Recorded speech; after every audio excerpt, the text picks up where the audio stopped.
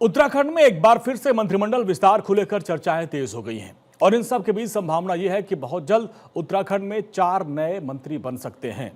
मुख्यमंत्री पुष्कर सिंह धामी ने इस बात के संकेत दिए। दरअसल हाल ही में दिल्ली में सीएम धामी की प्रदेश के बड़े नेताओं और केंद्रीय नेताओं के साथ मुलाकात हुई, जिसमें मंत्रिमंडल को लेकर चर्चा की गई। दिल्ली से वापसी के बाद मुख्यमंत्री धामी ने मंत्रिमंडल विस्तार के संकेत दिए। उन्होंने कहा कि पार्टी में सब कुछ समन्वय के साथ होता है, इसलिए केंद्रीय नेतृत्व से चर्चा के बाद मंत्रिमंडल का विस्तार किया जाएगा।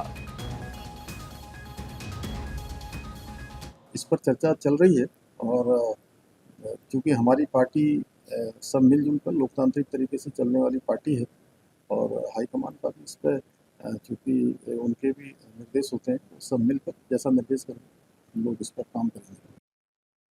वहीं चर्चाओं के बाद विधायकों का मुख्यमंत्री पुष्कर सिंह धामी से मिलने का सिलसिला शुरू हो गया है और इस बीच माना जा रहा है कि मंत्री पद की लिस्ट में विधायक बिशन सिंह चुफाल, खजान दास, बंशीधर भगत, विनोद कंडारी और मदन कौशिक के नाम शामिल हैं।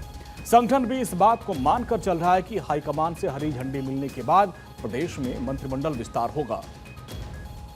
हमारी उत्तराखंड सरकार में कैबिनेट के कई पद रिक्त हैं और इसको लेकर के प्रदेश नेतृत्व द्वारा लगातार मंत्रिमंडल के जो रिक्त पद हैं उनको भरने की बात कही गई है। आदरणीय मुख्यमंत्री जी भी जल्द से जल्द मंत्रिमंडल का विस्तार हो, इसको लेकर के उन्होंने इच्छा जाहिर की है। धामी कैबिनेट में फिलहाल 5 मंत्री पद खाली हैं, जिन्हें भरने को लेकर लंबे समय से चर्चा चल रही है। सरकार के बनने के बाद से ही 3 मंत्री पद खाली हैं, जबकि चंदन रामदास के निधन और प्रेमचंद्र अग्रवाल के इस्तीफे के बाद 2 पद और खाली हो गए, जिनमें से 4 पदों को भरने की चर्चाएं जोरों पर है। मुख्यमंत्री पुष्कर सिंह धामी के दिल्ली से लौटने के बाद उत्तराखंड में फिर कैबिनेट विस्तार की चर्चाएं तेज हो गई हैं। ये इसलिए भी हुआ है क्योंकि दिल्ली में कई दौर की बड़े नेताओं की बैठक हुई है और मुख्यमंत्री पुष्कर सिंह धामी की भी कई केंद्रीय नेताओं से मुलाकात हुई है।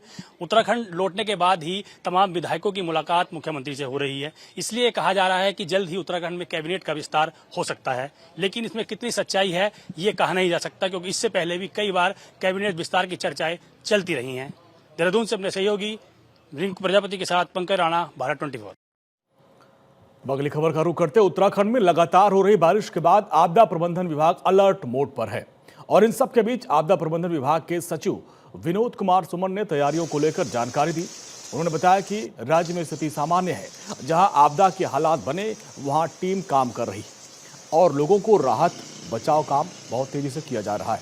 साथ उन्होंने भी कहा कि सितंबर तक इसी तरीके से प्रदेश में बारिश का दौर लगातार जारी रहेगा और मौसम विभाग ने प्रदेश में अगले कुछ दिनों के लिए बारिश का अलर्ट भी जारी किया है। देखिए, अभी प्रदेश में स्थिति सामान्य है। इस बार कई जगह बड़ी बड़ी आपदाएं आई, जैसे धराली उत्तरकाशी में, फिर सियाना जट्टी में झील का लेवल बढ़ गया।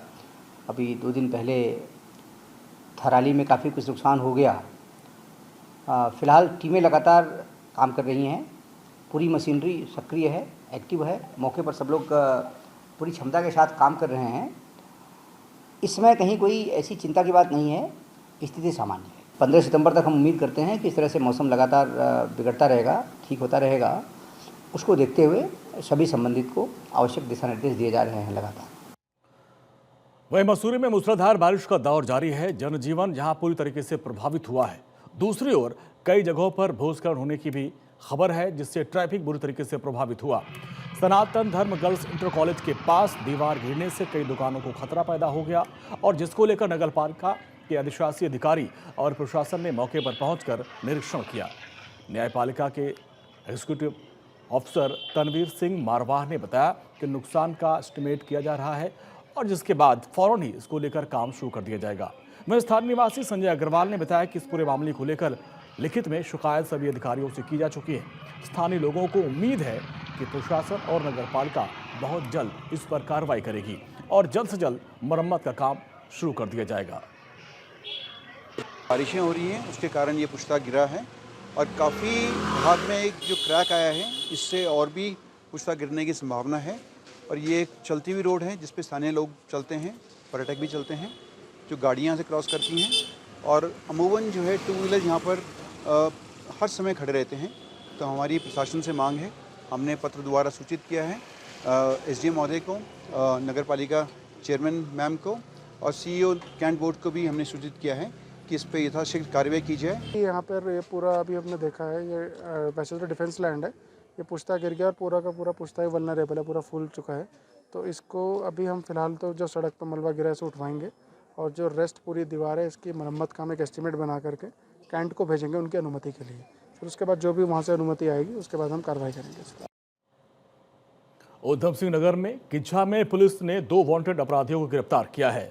पुलिस की जवाबी कार्रवाई में दोनों अपराधियों को गोली लगी है और पुलिस ने दोनों को अस्पताल में भर्ती करा दिया है।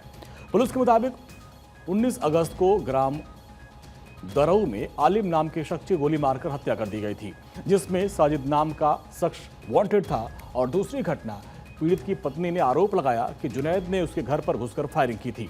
इन दोनों ही मामलों में पुलिस लगातार इन अपराधियों की तलाश में थी।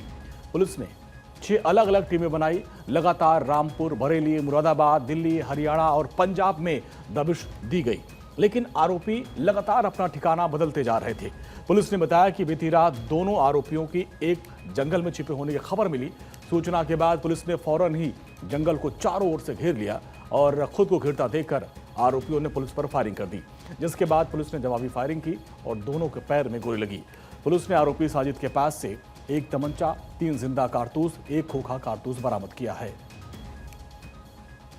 आज शाम को यह सूचना प्राप्त हुई कि दरऊ गांव में पॉपुलर के खेत में कुछ अभियुक्त छुपे हुए हैं।